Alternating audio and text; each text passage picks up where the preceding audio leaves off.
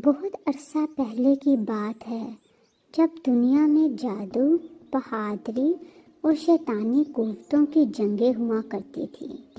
एक ऐसी ही कहानी सोमनगर की खूबसूरत और अक्लमंद शहजादी सौम्या और बहादुर शहजादा विक्रम और एक जालिम तांत्रिक रावण दत्त की है, जिसकी शैतानी कुव्वतों ने पूरे इलाके में खौफ व हरास फैला रखा था।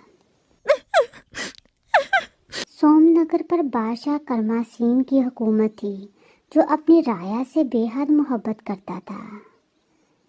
बादशाह की एक खूबसूरत बेटी थी जिसका नाम सौम्या था।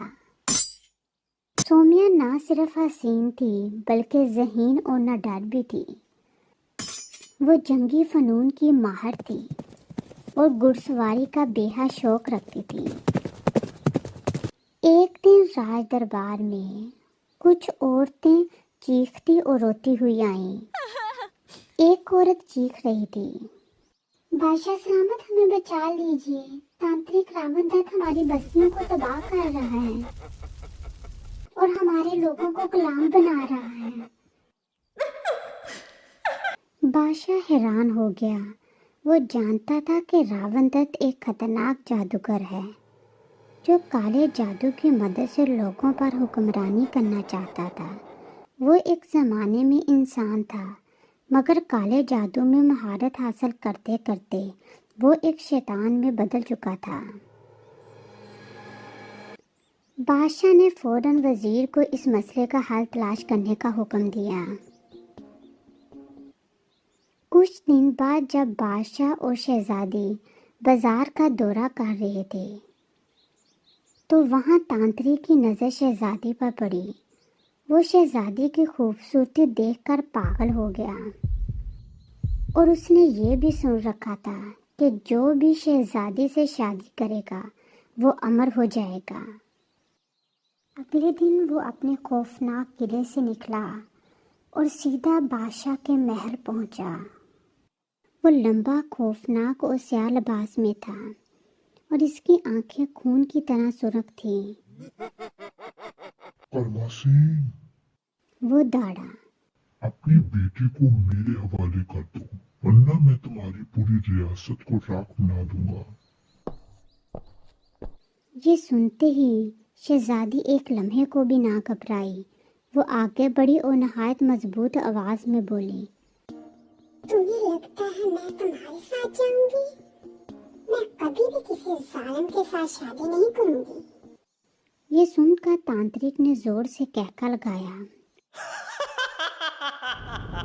अचानक जमीन हिलने लगी, आसमान पर स्याह बादल छा गए और महल की दीवारें लरसने लगी।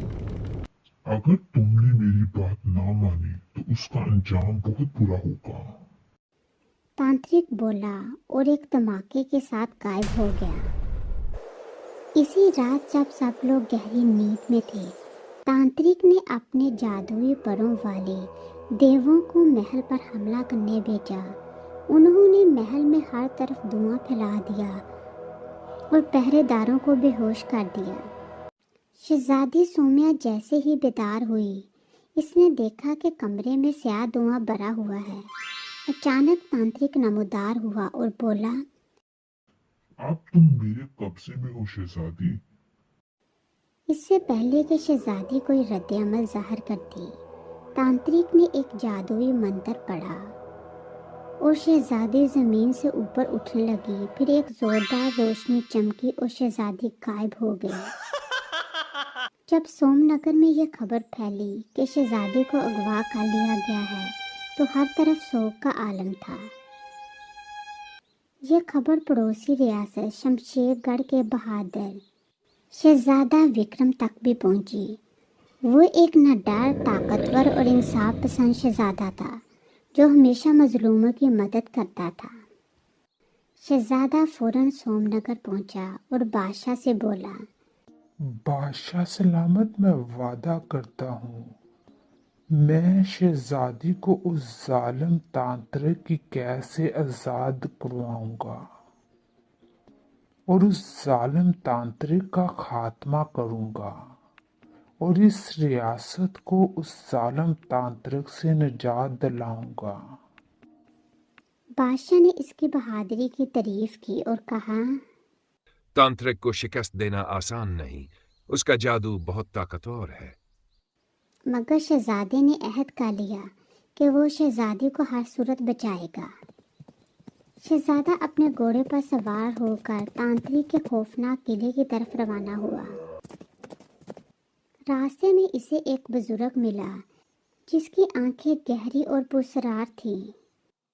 बुजुर्ग ने कहा, शहजादे, अगर तुम्हें तांत्रिक को हराना है तो याद रखो, उसकी जान इसके जिस्म में नहीं बल्कि एक तिलस्मी पत्थर में है जो किले के सबसे खफिया कमरे में रखा गया है।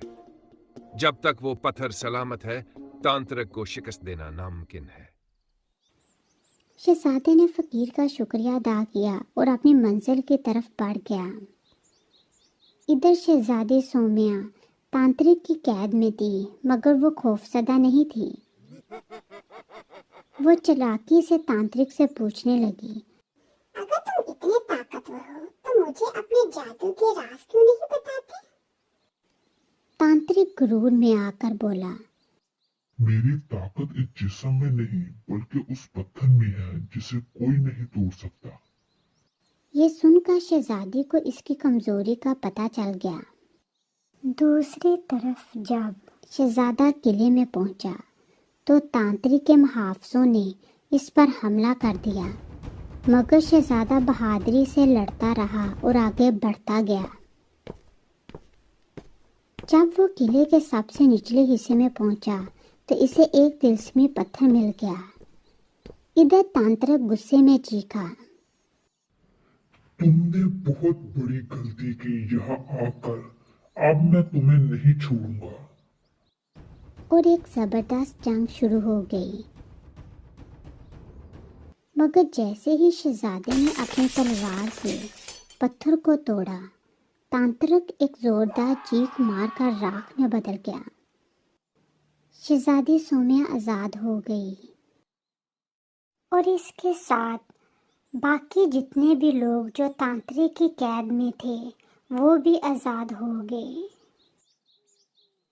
शहजादी शहजादे के साथ सोमनगर पहुंची।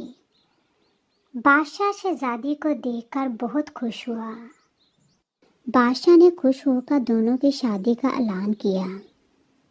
पूरी रियासत खुशी में झूम उठी और यूं एक अक्लमंद शहजादी और बहादुर शहजादे ने अपनी मोहब्बत, हिम्मत और दानिशमंदी से एक जालिम तांत्रिक को शिकस्त दी।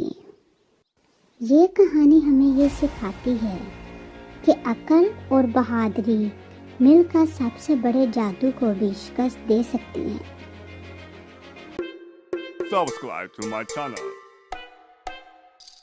Subscribe to my channel.